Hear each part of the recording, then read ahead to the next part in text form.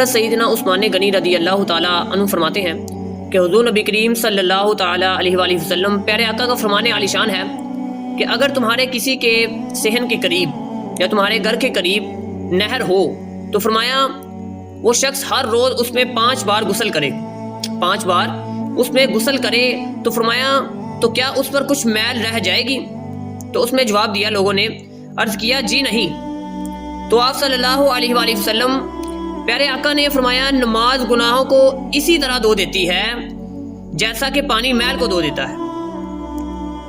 نماز گناہوں کو دھو دیتی ہے میرے بھائی، بات کو سمجھے۔ اب اس وقت ہم کیا کر رہے ہیں، کتنی نمازیں پڑھ رہے ہیں، کتنا مسجد میں جا رہے ہیں۔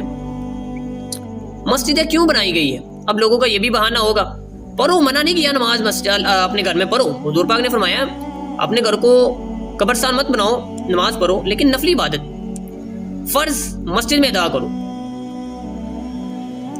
کیا خیال ہے آپ کا؟ نماز پڑھیں میرے بھائی، نماز گناہوں کو دھو دیتی ہے۔